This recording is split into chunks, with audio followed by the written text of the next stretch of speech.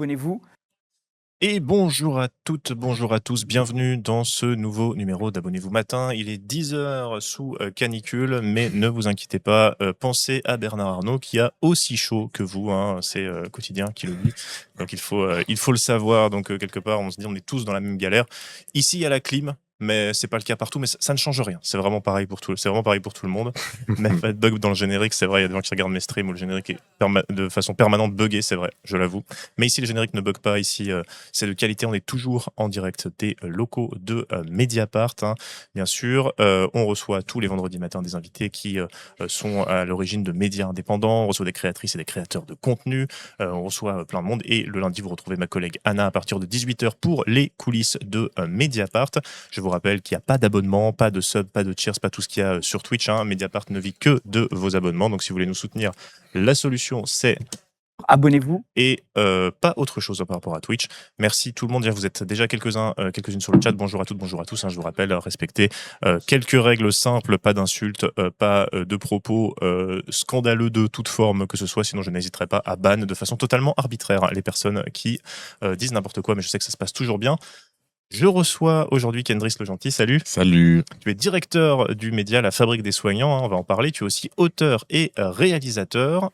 Ton média, votre média, La Fabrique des Soignants, un média qui parle du soin, qui parle avec les patients, mais aussi avec les professionnels de santé. D'ailleurs, je crois qu'à la base, c'était plutôt consulté par des professionnels. Ouais, c'est ça. Et ça a changé. Je pense qu'on en discutera. On peut partir de ça. Comment ça s'est décidé déjà? Comment ça s'est créé? Tu m'en parlais hors antenne. En fait, il y a eu une évolution aussi dans votre ligne et dans votre façon d'aborder le sujet. Déjà, bonjour à tout le monde. Bon courage pour cette canicule. Et non, ouais, effectivement, en fait, La Fabrique des Soignants, du coup, c'est un média qui a été créé à peu près 3 ans. On était une bande de potes. À l'origine, ça a pas mal évolué après les personnes qui sont dans le média, mais il y avait cet objectif, notamment en post-Covid, de se dire qu'est-ce qu'on a envie de faire avec le système de santé, parce qu'on était tous issus du milieu de la santé. J'avais des potes internes, une personne qui était pharmacien, une autre directrice d'établissement. Moi, j'ai commencé par des études de médecine, mais je suis aussi patient et je suis aussi passé par la proche aidance. Du coup, c'est la question de la santé est vraiment une question qui m'est viscérale. Le proche aidant, c'est-à-dire tu as été aidant d'une personne ouais, malade. c'est ça. Pour tout dire, j'ai perdu mon père de la maladie de Charcot, donc ça a été une épreuve de proche aidance assez particulière, étant donné la maladie. Mais pour revenir sur la Fabrique des Soignants, on est vraiment cette génération de jeunes qui se sont qui commencent à rentrer dans le monde professionnel, qui restent, mais qui sont encore en études et qui se sont pris le Covid en pleine face. Et donc, quand tu es jeune soignant, ou du moins que tu es étudiant en santé et qu'il y a le Covid qui passe, et que tu es aussi patient, ça t'amène à te poser plein de questions sur comment bâtir le monde d'après, sachant que 2-3 ans après le Covid, on a très vite compris que le monde d'après, c'était le monde d'avant en pire. Et très vite, est venue l'idée à la base, de monter un espace de parole, de dialogue entre les différentes parties prenantes du système de santé. Donc, il y a les professionnels de santé, tout type de professionnels de santé, pas juste les professionnels de santé médicaux et paramédicaux, mais aussi inclure tout ce qui peut être technicien, chercheur, etc. Et aussi les patients et les proches aidants, et essayer de casser cette dichotomie qui existe entre du coup les professionnels et le reste de la population. Ça, c'était vraiment le point de départ de la fabrique des soignants.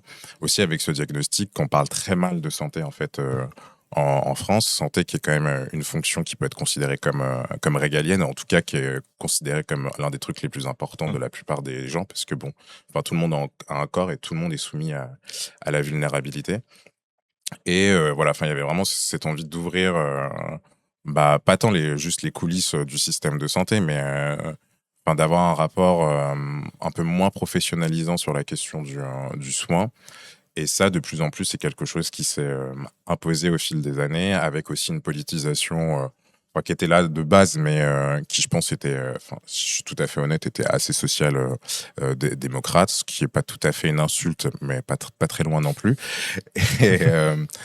Et forcément, on évolue aussi avec le monde. Et entre 2023 et 2026, on ne peut pas dire que la configuration politique s'est adoucie particulièrement en France.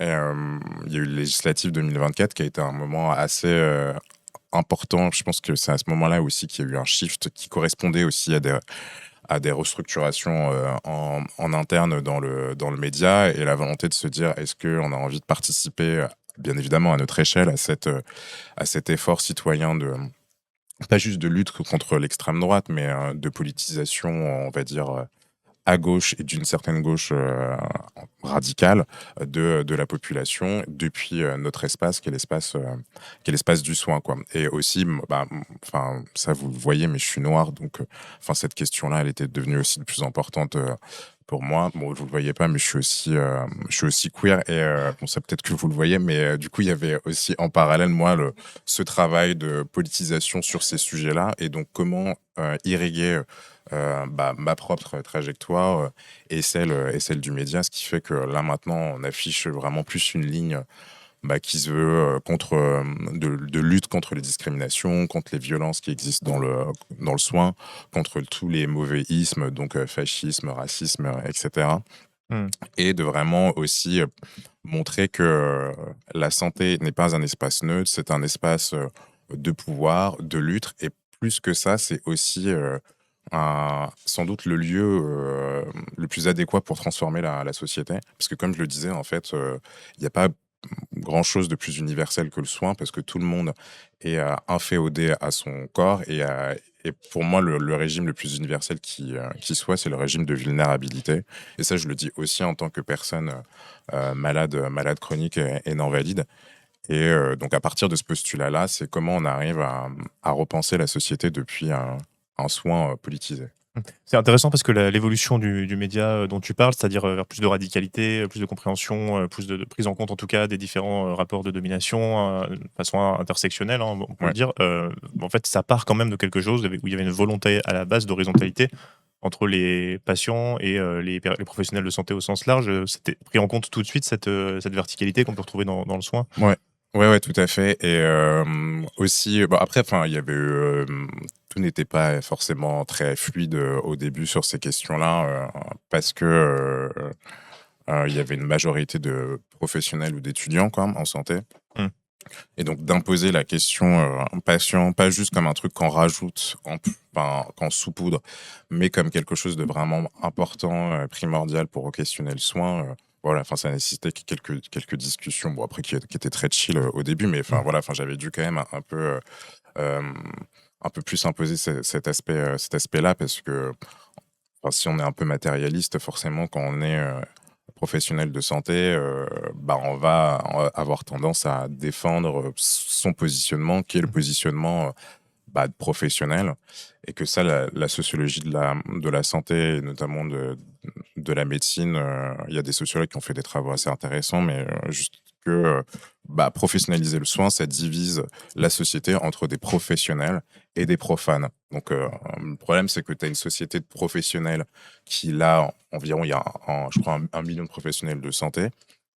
Et après, tu as le reste, donc 67 millions, qui est une société de profanes. Et c'est un peu compliqué sur un truc qui est aussi important dans le soin, d'avoir une dichotomie aussi forte, mais juste d'un point de vue en fait numéraire et proportionnel. Et ça, en fait, on l'a bien vu pendant le Covid, où les professionnels de santé étaient complètement dépassés, avaient beaucoup de mal à faire, en fait, dire de la médiation sur ces questions-là. Il y a un terme qui est un peu technique qui s'appelle la littératie en santé, qui est en fait comment une population arrive à comprendre le système de santé, le fonctionnement du système de santé. Et ça, c'est quelque chose qui est aussi très important en santé publique, d'arriver en fait à faire augmenter la littératie en santé, parce que tu auras beau avoir plein de messages de santé publique et essayer de convaincre ta population de se faire vacciner ou autre. Enfin, si en fait ta population elle comprend pas trop comment ça fonctionne, comment en fait avoir accès aux soins, forcément tu vas avoir plein de rupture et potentiellement de friction. Et le Covid a aussi montré pas mal de mépris qu'il y avait, Mmh. notamment de certains professionnels et de scientifiques et de journalistes. Et ça, c'est aussi un problème. Et c'est aussi pour ça qu'on avait créé la Fabrique. C'est que d'un point de vue médiatique, la question du soin, elle est très maltraitée, quoi. Et Mmh. dans les différents sens du mot maltraité. Aussi parce qu'il y a un déficit d'acculturation scientifique, que le milieu de la santé, il faut le dire, est très hermétique Mmh. également. Et qu'est-ce que je voulais rajouter? Non, voilà. Et donc, comment arriver à parler de santé de manière un peu plus ouverte et concrète, et aussi de sortir de la santé, c'est l'hôpital qui va mal, parce que ça c'est très ancré en France, quoi. Enfin, dès qu'on parle de santé, et c'est normal hein, de parler d'hôpital, mais en fait la majorité des soins ne se passe pas à l'hôpital, Et quoi. puis les moyens ne couvrent pas absolument tous les enjeux de domination qu'on trouve dans la santé. Je suis sûr qu'il y a peut-être des témoignages dans le chat, mais des gens qui ont vécu des maltraitances médicales, ça se fait pas forcément en raison de la dégradation ou du manque de moyens. Oui, je reviens sur littératie que tu utilisais, c'est en fait un mélange de connaissances et de compétences. En fait, c'est ça, c'est-à-dire avoir un peu une vision juste et compréhensive de ce qui se passe dans le système de santé. Et ça rejoint ce qu'on disait tout à l'heure sur la question de l'horizontalité patient-soignant. En fait, tu parlais d'une division entre des profanes et des experts, alors qu'en réalité, c'est un peu plus un continuum, c'est-à-dire que des patients, on a par exemple le cas des patients experts qui est un dispositif qui existe, mais en fait, un patient peut avoir une très bonne connaissance de sa maladie plus que son médecin. Et ça, c'est parfois très compliqué pour les soignants aussi de comprendre qu'il peut y avoir cette expertise-là des patients. Tout à fait, tout à fait. Ça crée parfois des tumultes, même s'il y a des améliorations là-dessus, puisque comme tu le dis, il y a de plus en plus de patients experts. Bon, en France, on utilise plus le terme patient, un patient partenaire, que je préfère aussi, parce que bon, enfin, le mot expert est toujours un peu gangréné par une certaine forme de bourgeoisie. Oui, puis essayer de pas faire le problème inverse, oui, c'est de non, ne mais c'est considérer que le patient. Oui, oui.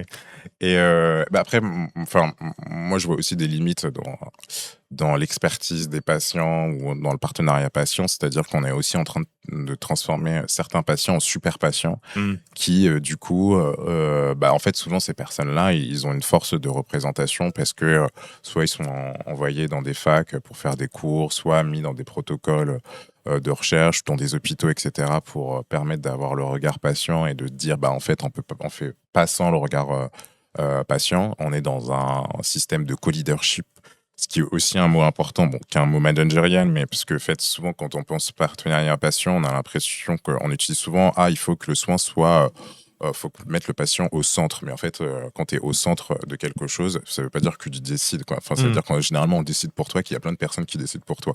D'où le fait que tu sois au centre.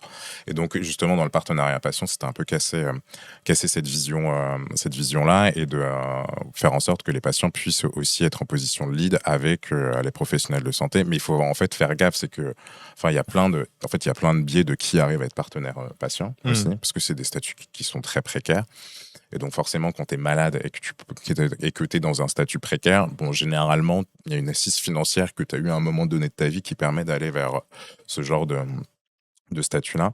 Et ouais, c'est toujours aussi le problème du représentariat, quoi. Enfin, c'est comment on arrive à vraiment être dans un mouvement de masse si, en fait, on dirige certains représentants avec forcément énormément de biais dans les représentants. Donc, moi, moi, je me suis, à titre personnel, c'est des questions que je me pose d'aller vers ça aussi, mais je vois aussi un peu les limites politiques qu'il peut y avoir là-dedans si on veut vraiment inverser et proposer un autre modèle de soins et d'organisation des soins qui est moins vraiment sur cette dichotomie. En fait, il y a des experts et puis le reste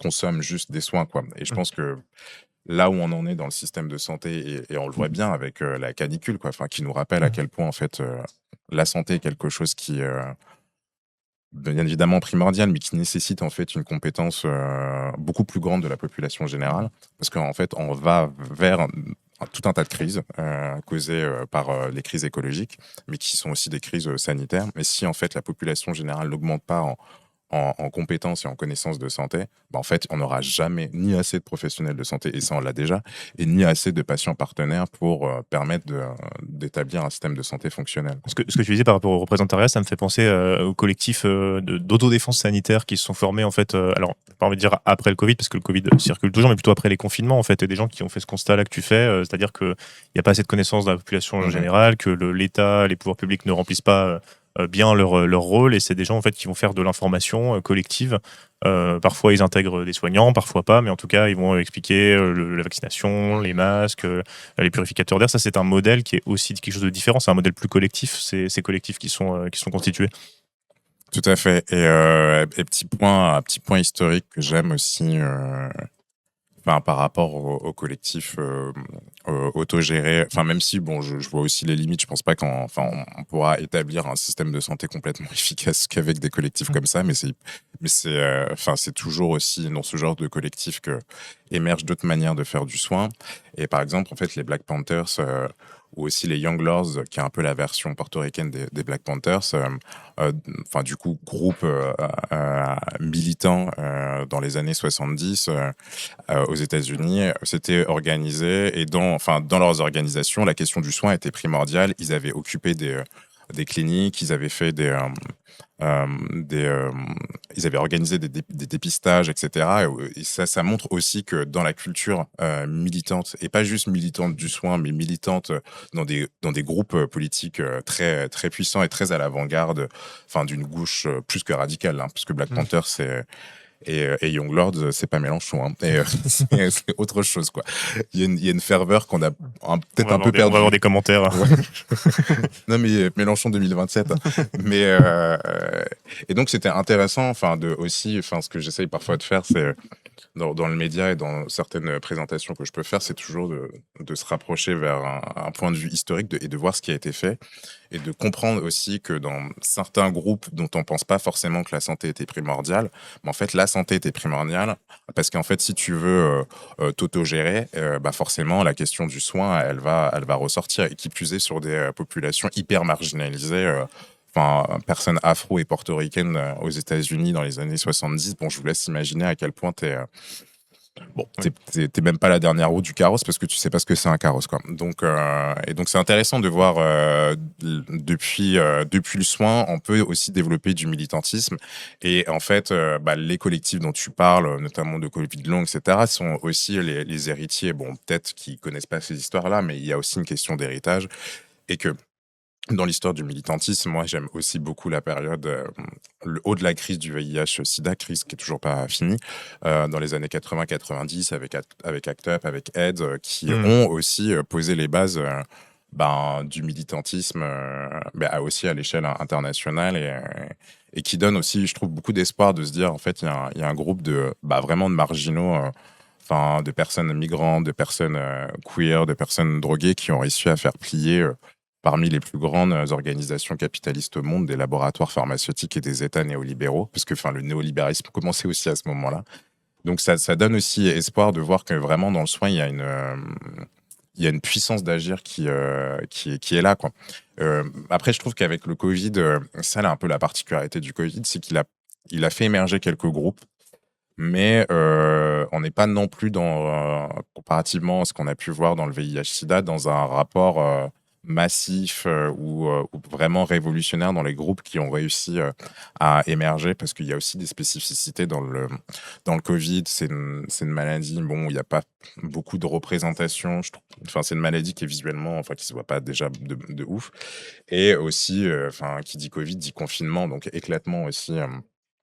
Forcément des réseaux d'entraide, quoi, et des réseaux de solidarité. Et ça a marqué aussi pas mal les gens. Et j'ai l'impression qu'on n'est pas tout à fait revenu aussi de cette période de confinement parce qu'elle a éclaté aussi bien des mécaniques de solidarité, quoi. Et on parlait il y a quelques minutes de témoignages, mais il y a déjà 2-3 personnes qui ont parlé de témoignages. Un psychiatre qui me lâche, quelqu'un qui dit j'ai vécu des VSS de la part de plusieurs professionnels. Donc voilà, il y a un enjeu extrêmement important dans ces relations de pouvoir. On revient un peu en arrière, mais comment t'as pu gérer ça? Parce que tu disais qu'il y avait des discussions et tout ça, donc je pense que des gens qui sont venus, qui ont créé la Fabrique des soignants et qui sont venus ensuite, c'est déjà des gens intéressés à ces questions-là. Mais je pense qu'il y a quand même pu avoir des frictions et des incompréhensions et j'ai fait des études de santé, c'est pas pour qu'on vienne ensuite remettre en question ce que je sais faire. Je sais pas si c'est des choses que tu as entendues. En interne, en interne, non, je pense pas. Non, en interne, parce qu'on était, peut-être pas tous de gauche radicale ou révolutionnaire, mais on avait quand même un socle commun où on avait très bien compris qu'il fallait absolument créer un minimum une forme de rupture dans la manière d'aborder la question du soin et de sortir d'un rapport très paternaliste. Aussi parce que cette dichotomie soignant-soigné, elle est un peu conne parce qu'en fait, il y a beaucoup de soignants qui sont soignés aussi et qui le sont de plus en plus parce que le système de santé est hyper maltraitant vis-à-vis d'eux, quoi. Après, oui, des positions dogmatiques de soignants. En vrai, avec le média, on les a pas on les a un peu rencontrés, mais pas tant non plus, parce qu'on essaye aussi d'avoir une approche critique, mais aussi une approche où on parle beaucoup en fait de la santé des soignants aussi. À la Fabrique des soignants, bon, notre nom nous oblige un petit peu, même si dans soignants on met en fait toutes les personnes qui sont à un moment donné pas juste producteurs de soins, mais en fait, forcément quand tu es une personne malade, tu es ton propre soignant aussi, parce que tu passes la personne avec qui tu restes le plus, c'est toi-même, quoi. Et donc on a aussi cette définition large de qui est soignant et qui ne l'est pas. Et mais en vrai, le moment où je suis plus rencontré d'avis vraiment houleux, c'est quand j'avais fait un article pour Frustration magazine qui s'appelait, qui est sorti en début d'année, médecin, portrait d'une bourgeoisie qui s'ignore. Bon, voilà. Le titre a fait réagir. Voilà, le titre et l'article a fait réagir. Et c'est aussi en collab avec le média La Fabrique des soignants, mais stratégiquement, je m'étais dit, on va choisir aussi un autre média qui est vraiment estampillé gauche radicale pour émettre cette critique, ce qui permet de mettre aussi un peu à distance par rapport à notre ligne, où on essaye de pas non plus ménager le chèvre et le chou, mais d'être quand même dans un...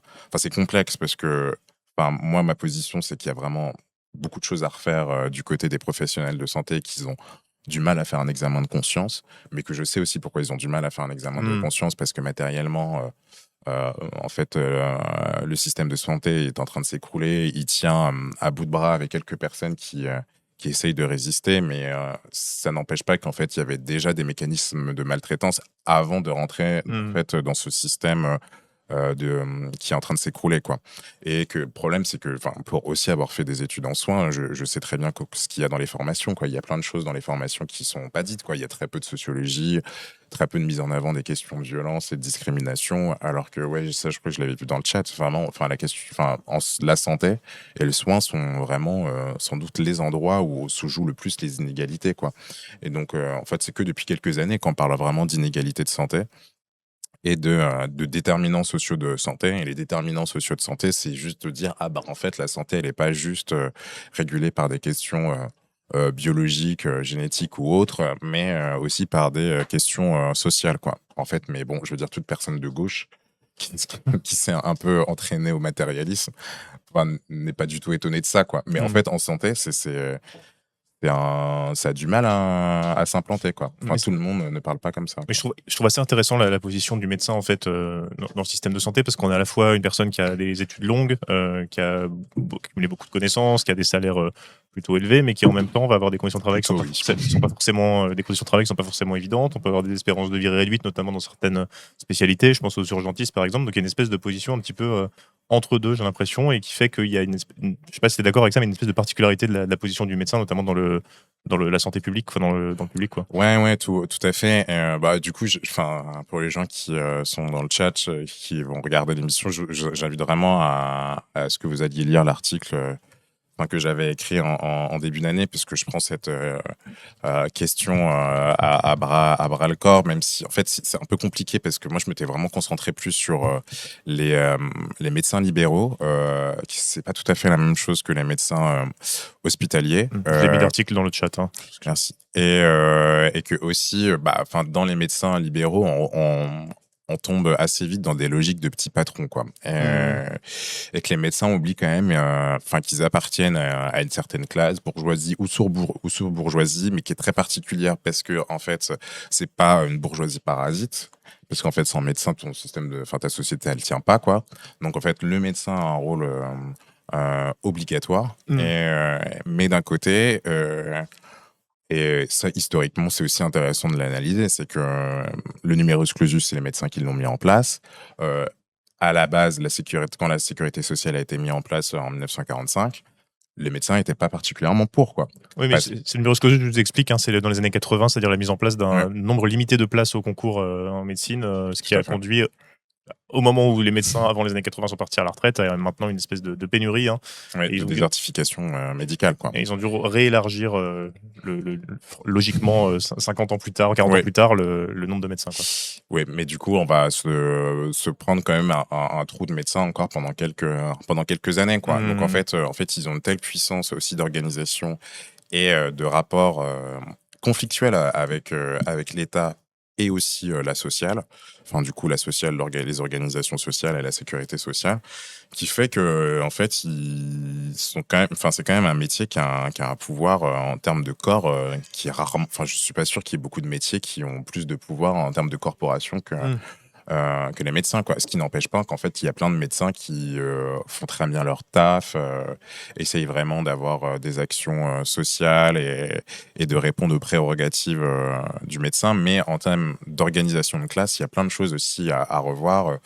Enfin, il y a des médecins qui plaident pour plus de fonctionnariat et en fait d'arrêter avec la médecine libérale. Voilà. Enfin, là, c'est des questions qui doivent être posées, surtout dans la période de crise démographique médicale dans laquelle on est et qui en fait se conjugue aussi avec plusieurs crises sanitaires qui vont arriver de plus en plus, quoi. Et Hmm. ça, en fait, on le voit bien avec l'épisode caniculaire qui met tout le monde dans un état, enfin tout le monde. Bien Yann évidemment. Barthès, il a dit tout le monde. Oui, mais qui met enfin, le système de santé en branle aussi. Et Hmm. ça, il y a un rapport d'Oxfam qui vient de sortir il y a une semaine, santé et climat, qui montre aussi, et ça je l'ai dit un peu plus tôt, mais que les crises écologiques sont aussi des crises sanitaires.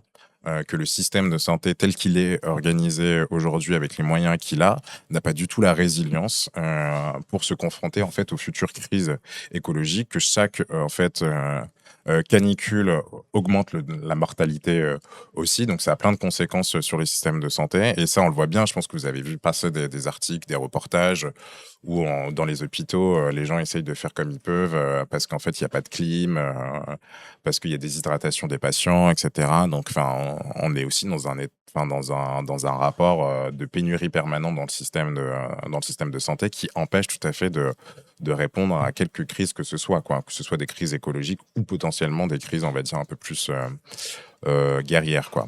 Hmm, hmm, hmm. Je propose qu'on revienne un peu sur la fabrique des soignants. Je vais afficher un peu le site parce que tout ce qu'on explique là, c'est un positionnement politique clair et en fait, votre média, il est sous forme d'association Ouais. et vous avez en fait un manifeste et dans ce manifeste, vous expliquez votre positionnement, pourquoi vous avez choisi de créer ce média, comment vous voulez traiter les différents sujets et vous dites notamment quelque chose d'important et qui rejoint un peu ce qu'on dit depuis tout à l'heure, c'est la question que le soin est un enjeu démocratique. En fait, ça résume en fait tout ce qu'on dit, c'est-à-dire la position de la fabrique des soignants. Ouais, tout à fait. Merci déjà de l'avoir lu. Et même si bon, le mot démocratique, il est toujours un peu, bon, un peu fourre-tout, Ouais. et surtout que je pense de moins en moins, on sait quoi mettre dedans. Et mais que voilà, enfin, c'est aussi pour dire que, enfin, si on a envie de faire société, de mettre en place une société égalitaire, la question du soin, comme je le disais, est plus. En fait, on peut pas faire sans, quoi. Euh, c'est aussi par le soin, comme je l'ai dit plus haut, enfin, c'est par le soin qu'on pourra aussi transformer la société, que de toute façon, enfin, si on a envie que la société fonctionne, il faut que les gens soient en bonne santé. Donc, il y a un enjeu démocratique hyper puissant dans le soin et aussi dans les nombreux sondages qui sortent chaque année et qui sondent les Français pour savoir quel est le sujet le plus important pour les citoyens français. La question du soin ressort souvent soit première, soit dans le top 3 avec le pouvoir d'achat et bien devant les questions de sécurité et d'immigration, quoi. Et aussi avec la particularité de la France, quoi. Enfin, on a la sécurité sociale, quoi, et qui est sans doute l'un des plus grands acquis sociaux de ces 100 dernières années. Après, il y a plein de critiques à faire de ce qu'elle est devenue, etc. Mais Mm, je pense que une des choses qui participe au fait d'être fier d'être français, si tant est que ça veut dire quelque chose, souvent, enfin, que tu sois de droite ou de gauche, et ça, c'est aussi la victoire, quoi, mm. d'arriver à rendre fiers des gens de droite d'un truc qu'ils n'auraient jamais mis en place, quoi. Et aussi d'avoir volé le mot sécurité à la droite. Parce qu'on parle beaucoup de sécurité, et je trouve que la gauche devrait un peu plus appuyer sur le fait que, en fait, on a un mot, on a réussi, on a un concept, et plus qu'un concept, vraiment un outil politique qui existe depuis des décennies, qui utilise un mot qui est plutôt utilisé par la droite et l'extrême droite, et là, c'est la sécurité sociale. Donc, moi, je trouve que c'est assez, déjà assez jouissif de savoir qu'on a déjà un truc aussi gros qui existe, qui fonctionne, et qui permet de se dire, ah ouais, en fait, faire du collectivisme, ça marche, quoi. Mmh. Et de sortir un peu de cette vision parfois, ah oui, faut se projeter de manière hyper utopique pour arriver à comprendre le monde post-capitalistique qu'on pourra mettre en place. Bon, après, il y a ce que Bernard Friot appelle le déjà là communiste avec la sécurité sociale. Et je pense que c'est un terme qui est assez cool aussi de se dire que. Mais je pense aussi il va falloir aller plus loin, quoi. Enfin, que la sécurité sociale telle qu'elle est organisée aujourd'hui, mais la base est bonne, quoi. Oui, mais c'est intéressant qu'on parle de ça. Rapidement, ce qu'on dit dans le chat, hein, il faut être clair, la droite et l'extrême droite votent et agissent contre la santé. Ça rejoint la question que j'allais poser. En fait, c'est que ça permet aussi c'est-à-dire de se centrer sur les questions de sécurité sociale, de prendre plus facilement des positions politiques. En fait, dans notre manifeste, vous parlez, je crois, d'une mesure en particulier. Vous parlez de pas mal de l'AME, je crois. Ouais. Ces genres de mesures-là, en fait, ça permet aussi de les défendre et de dire, on les défend parce que c'est dans notre ADN et c'est dans ce qu'on veut faire. Oui, tout à fait. Oui, sur la question de l'aide médicale de l'État, du coup, qui est une aide proposée aux personnes sans papier. En fait, c'est devenu aussi une marotte de l'extrême droite et de la droite dure d'attaquer l'AME depuis quelques années.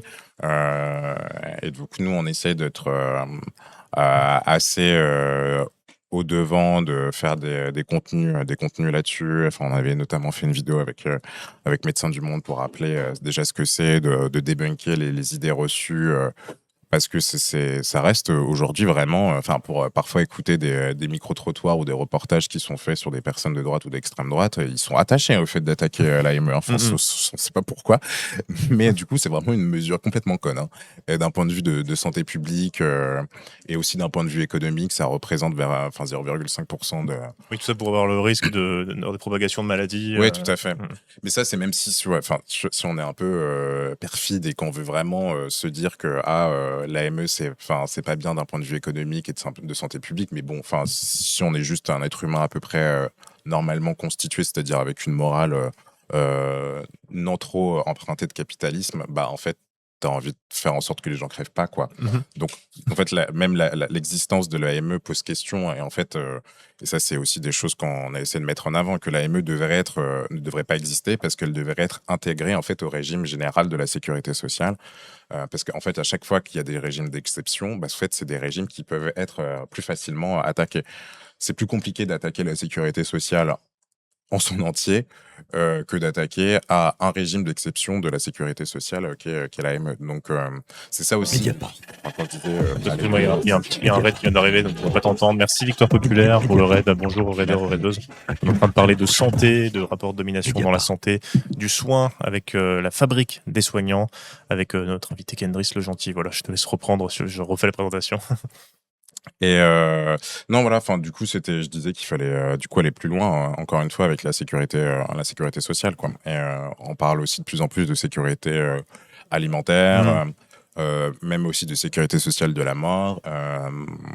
Et se posera aussi des questions de comment faire la jointure entre planification écologique et sécurité sociale.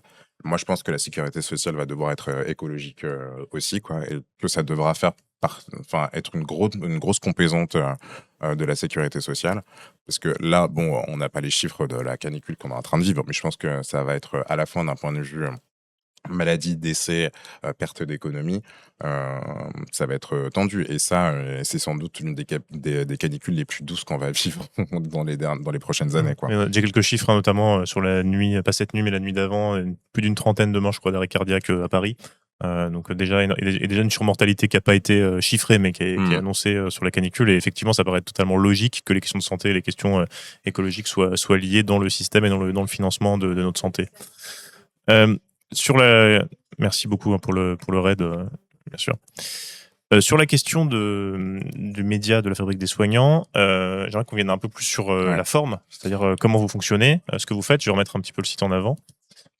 Parce que on voit, alors tu me disais que c'était surtout truc intéressant, c'est surtout sur Insta et sur LinkedIn déjà que vous êtes Ouais. actif en ce moment. Ouais, Alors ouais. c'est la première fois, j'ai reçu beaucoup de gens qui avaient créé des médias et c'est la première fois qu'il y a un média qui est actif sur LinkedIn. Est-ce que tu peux expliquer un peu qu'est-ce qui vous est passé par la tête? Aïe, aïe, aïe. Je parlais de social-démocratie en début. Je pense que c'est peut-être un des signes marqueurs de ça. Non, mais en fait, bon, il y a un peu cet aspect-là, mais c'est aussi que nous, de base, on s'adresse aux professionnels de santé et que, enfin, LinkedIn est un lieu où est un réseau social de professionnels. Donc, c'était intéressant d'aller là-dedans. Bon, après, avec toutes les limites que pose LinkedIn, hein, mais en vrai, c'est un espace assez intéressant parce on publie plus ou moins les mêmes posts qu'on peut publier sur Instagram. Bon, parfois, il y a des sélections parce que, enfin, il y a des trucs très politiques qu'on va pas forcément trop publier sur LinkedIn parce qu'il y a un peu la flemme, quoi. Oui. Mais moi, ça peut m'arriver parfois de faire aussi des posts sur mon propre compte qui parlent de racisme en santé, etc. Enfin, c'est le dernier post que j'ai fait. En fait, ça fait réagir. Bon, tu sais jamais à quel point les gens se posent des questions, etc. Mais je pense que c'est aussi un lieu à investir et c'est aussi en fait, la question du travail est toujours un endroit un peu obscur quand tu es un média, mais d'autant plus quand tu es un média indépendant. Enfin, ça dépend de certains médias indépendants. Enfin, par exemple, Frustration, la question du travail, ils la prennent à bras le corps, mais c'est souvent pas tant la question qui est abordée. Et ça, c'est un peu l'angle un peu particulier qu'on a à la fabrique d'essayer d'avoir un regard vraiment sur le travail comme espace aussi social, comme espace de reconfiguration. Puis c'est intéressant parce que c'est pareil, un peu comme le soin, en fait, c'est quelque chose qui nous concerne toutes et tous. Soit on va travailler, soit on a travaillé, on est financé, soit on travaille. Quand on parle de travail, pour en avoir parlé de temps en temps, les gens ont toujours énormément de choses à dire. Bah ouais. Les gens ont beaucoup de choses à dire. Et pourtant, c'est un truc qui est quasi invisible dans le débat public. Non, tout à fait. Et que c'est en fait, c'est un lieu de sensibilisation qui est massif, quoi. Parce que c'est aussi, et ça, on commence à le faire de plus en plus, des moments de sensibilisation, des conférences dans des congrès, etc. Et en fait, les gens sont obligés à un moment donné de se former. Enfin, surtout que la question de la formation continue et de la formation aussi initiale dans la santé, en fait, elle est très présente parce que c'est des. En fait, tu es toujours obligé de te former en fait en santé, un peu plus qu'ailleurs, j'ai l'impression. Donc, bon, après, tu peux pas non plus transformer une armada de personnes en révolutionnaires juste en faisant 2-3 moments de sensibilisation à la question du racisme en santé, mais c'est aussi des espaces qu'il faut investir et qu'il faut pas se dire ah en fait c'est le monde de l'entreprise, du coup c'est un peu sale. Bon, déjà, faut pas se leurrer que c'est là aussi il y a de l'argent et quand tu as un média indépendant, c'est potentiellement là aussi où tu peux te faire quelques billets et c'est aussi être dans un rapport un peu dialectique de mettre le juste effort dans ces espaces-là et de dire aux gens, ok, on va vous sensibiliser sur des choses qui sont pour nous hyper importantes, avec des messages qui peuvent être vraiment assez radicaux. Mais comme en fait, tu touches à des intérêts aussi directs de la personne parce que c'est son taf, ça peut être un pont de connexion beaucoup plus efficace que de parler de quelque chose qui est un peu abscon pour la personne. Donc voilà, non, mais franchement, LinkedIn, c'est un lieu intéressant à investir. Il y a beaucoup de professionnels de santé. Après, c'est certains types de professionnels. C'est pas toute la majorité des professionnels de santé qui sont sur LinkedIn. C'est souvent des profils de personnes en reconversion, etc. Mais c'est aussi, en fait, de facto, des profils de personnes qui essayent de s'ouvrir à leur profession, etc. Donc, c'est aussi un lieu intéressant à investir. Et en fait, tu as tout sur LinkedIn. Hein. Tu as des personnes vraiment de gauche. Mais après, c'est un réseau social qui a tendance à lisser un peu. Mais qui a aussi avec la transformation de Twitter en X, il y a aussi un peu de modification sur LinkedIn qui, je pense, est un peu moins lisse, qu'avant, parce qu'il y a un report, je pense, de personnes qui étaient plus sur Twitter qui se sont dit peut-être que LinkedIn c'est un endroit intéressant pour balancer aussi des idées, etc. Et que LinkedIn fait aussi de plus en plus de vidéos. Donc, essayez d'investir LinkedIn. Je pense pas que ça deviendra un espace révolutionnaire, mais en vrai, je pense que c'est un endroit qu'il faut pas délaisser parce que la question du travail, elle est hyper importante et ça permet aussi de voir la dynamique et d'être un peu au cœur des évolutions qu'il y a dans le monde du travail, LinkedIn, parce que ça reste, mine de rien, le réseau social en tête sur les questions de travail, quoi. C'est vrai que ça paraît logique dit comme ça. Donc, peut-être que je vais ouvrir un compte sur LinkedIn. Mais pourquoi pas? Mais je pense qu'en plus ça marcherait politique sur LinkedIn. Sur la question, donc tu parlais des formations que vous en faites.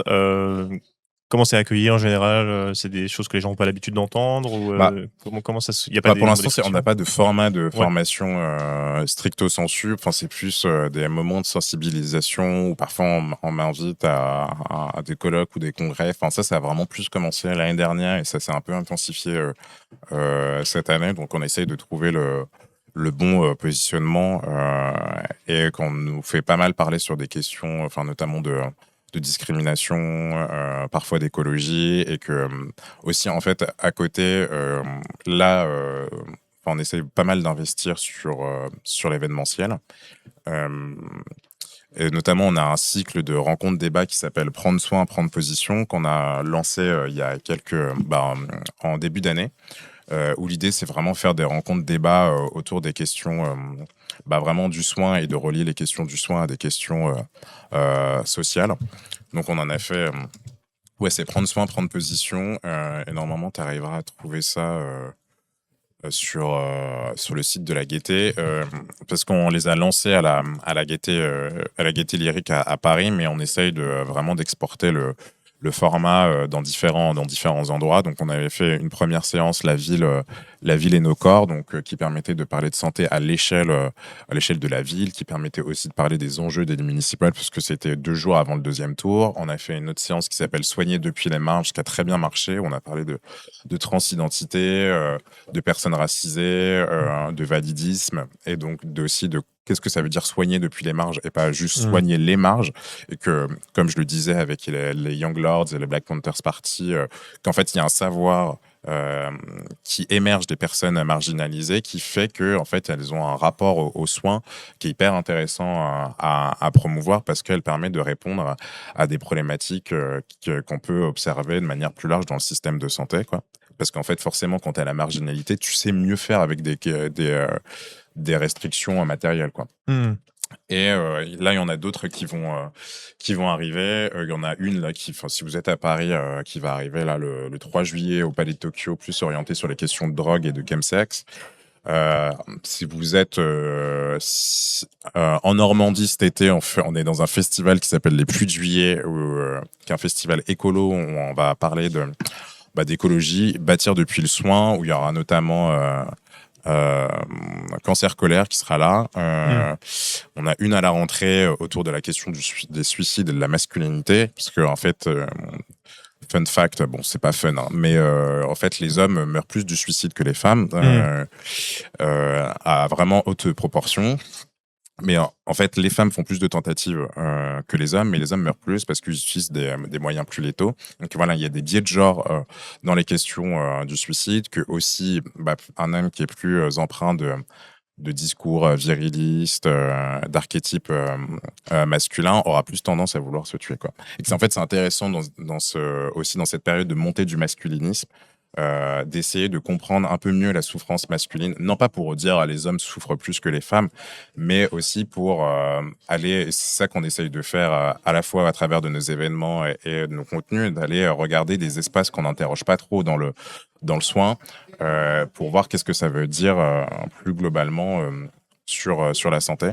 Et que aussi, peut-être que pour certains qui nous suivent, on avait fait un gros événement, un gros festival il y a 2 semaines, nous en France, avec 2 autres médias, Histoire Crépue et Commune, que j'embrasse, et qui était 10 heures de programmation, qui mêlait lecture, concerts, DJ set, exposition et j'en passe, et qui voulait vraiment parler de qu'est-ce que ça veut dire être en France aujourd'hui en tant que personne racisée, mais depuis la question du corps, quoi. Et donc voilà, et aussi d'avoir cette approche-là, pas juste de parler de santé, mais aussi de parler du corps. Donc ça, c'est aussi ce qu'on essaye de faire de plus en plus, parce que c'est très bien d'être sur les réseaux sociaux, mais moi, ça me fatigue un peu parfois. Et je suis un peu dans cette période de tension politique, créer des moments de rencontre, je trouve ça hyper important, quoi. Et puis j'ai l'impression que ça crée plus de ponts aussi que les réseaux sociaux, c'est très conflictuel. Ouais. Et j'ai l'impression que parfois on échange avec des gens sur les réseaux sociaux, on a l'impression que c'est des points de vue irréconciliables, et quand tu rencontres les personnes, en fait, tu te rends compte que c'est pas tant que ça, en fait. Non. Ouais, non, mais je suis tout à fait d'accord. Et puis en vrai, c'est cool de s'amuser, quoi. Mais tout simplement.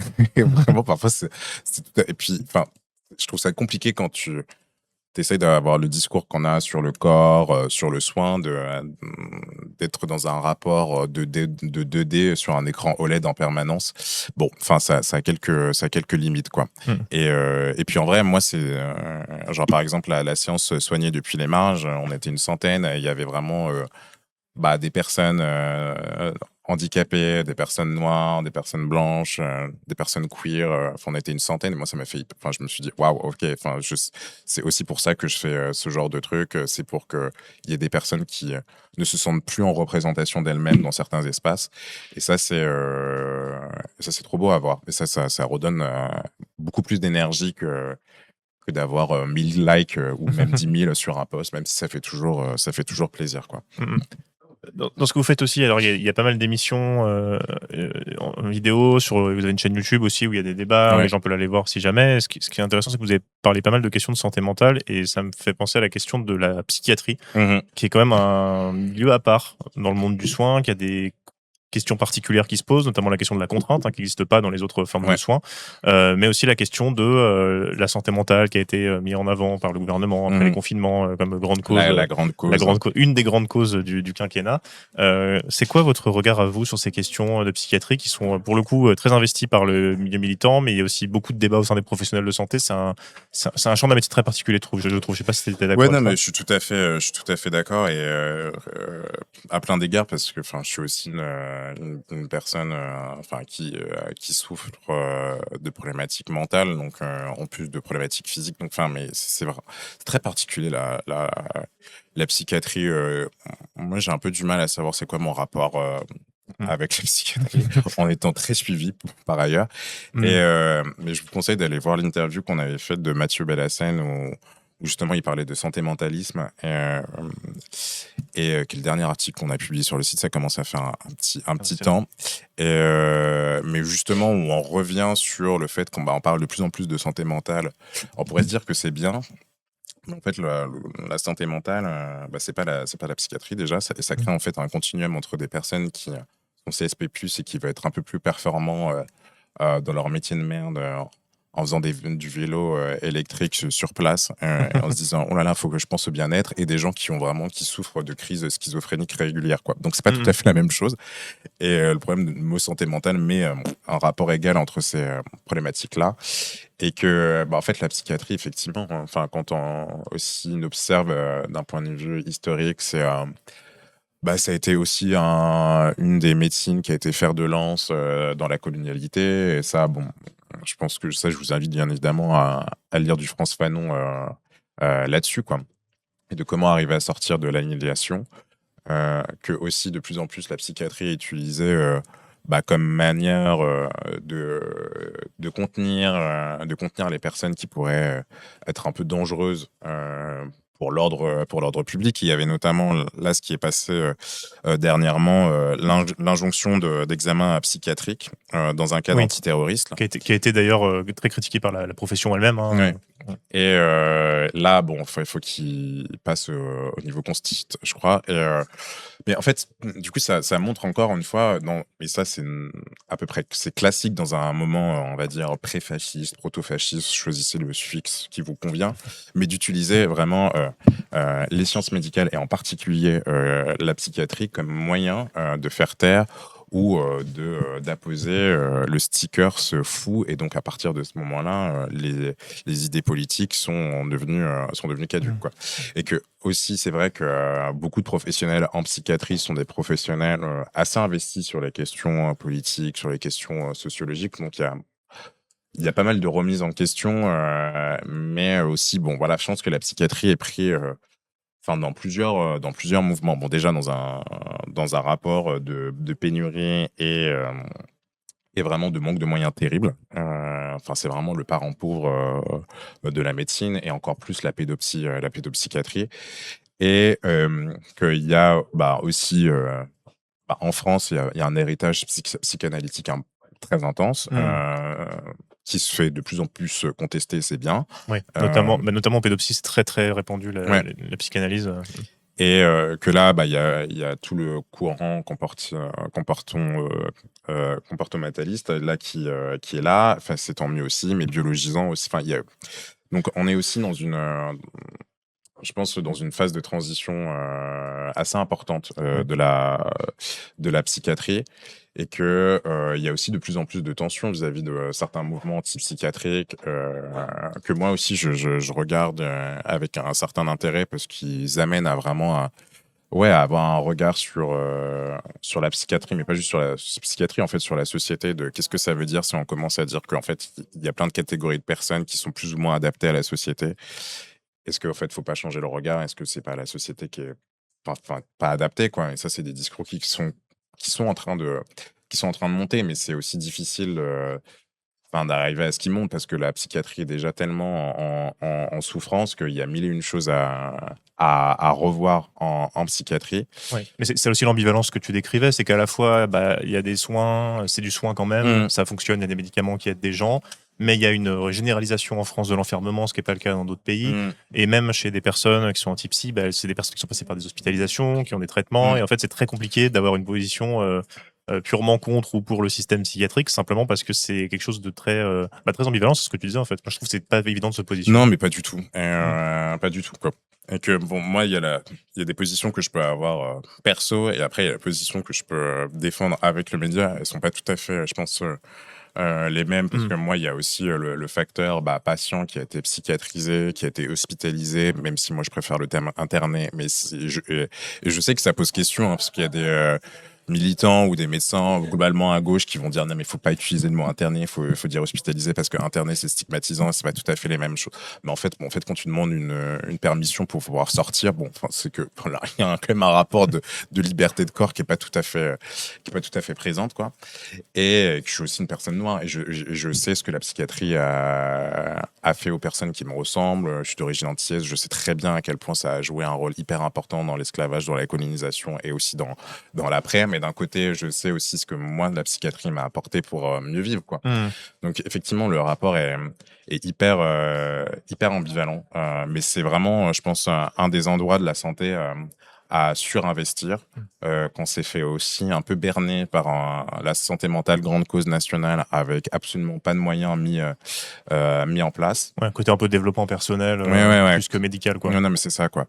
Et mais que je pense qu'il faut pas se leurrer aussi en investissant trop la santé mentale et pas comprendre qu'en fait, qui dit santé mentale dit santé physique, et qu'en fait, et ça c'est le bonheur de l'Occident, hein, d'avoir coupé en deux l'être entre il y a la psyché et il y a le corps, quoi. Oui.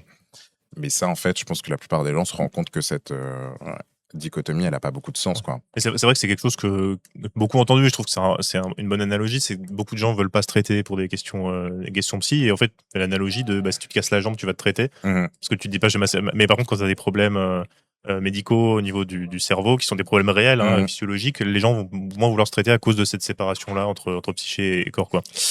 Et puis, moi, je l'ai vécu parfois, pour avoir des problèmes psy et corporels, d'être renvoyé entre des services.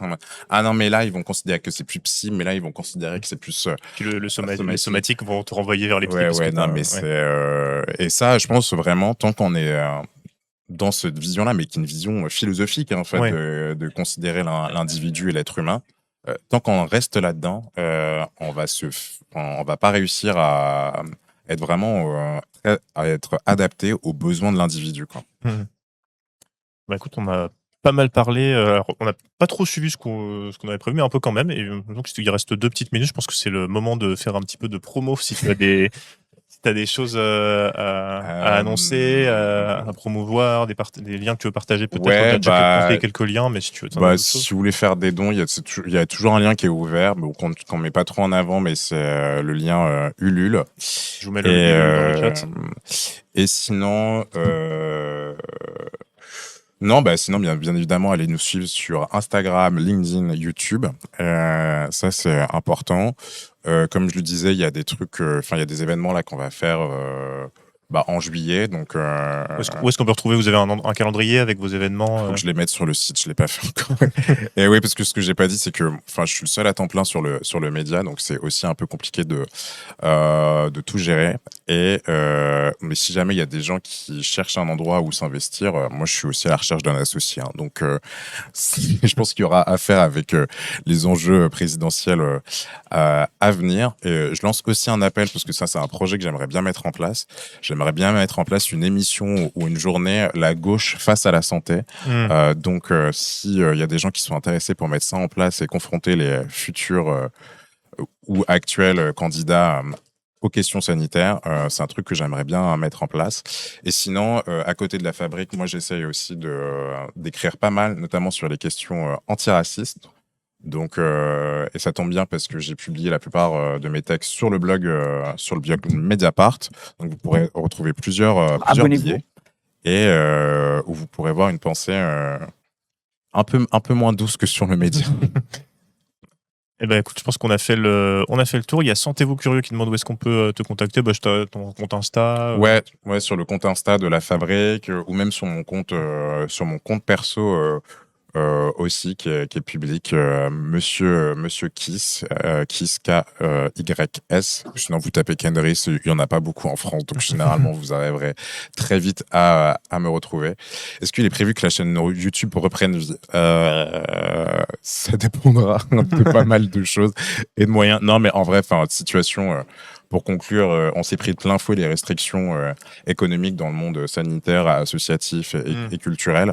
Je vous laisse imaginer qu'être l'un des rares médias déjà indépendants et en plus associatifs dans le milieu sanitaire avec une position de radical de gauche, ça amène ça n'attire pas les subventions. Non, ça n'attire pas tant les subventions parce qu'en fait, il n'y en a plus. Donc voilà, c'est un peu compliqué. Donc là, je pense que je vais profiter de l'été pour savoir quelle est la suite de ma vie et quelle est la suite aussi du média. Mais en tout cas, l'envie de continuer de parler de santé et d'en faire un sujet hyper important avec les présidentielles est là. Eh ben, merci beaucoup à toi. Merci beaucoup pour l'invitation. Avec plaisir. Eh ben, écoutez, nous, on marque une petite pause de 5 minutes. Je reviens à 11h02. Hein. Moi, je n'enlève pas une minute de ma pause. On revient à 11h02 pour la revue de presse. On va recommencer à parler de santé après la revue de presse, puisqu'on va parler de la question du planning familial de la Gironde qui a perdu un tiers de son budget. Donc, on va rester dans le planning familial. Voilà. Et d'interview, vous pouvez, comme d'habitude, la retrouver soit tout de suite après que je coupe le live à midi, soit vous la retrouvez sur YouTube dans le courant du week-end. Ce sera mis en ligne samedi ou dimanche. Là, il y aura juste la partie interview. Donc, les gens de YouTube, on s'arrête là. Et aux autres, je vous dis à tout à l'heure et merci encore à toi. Merci beaucoup, merci. Salut.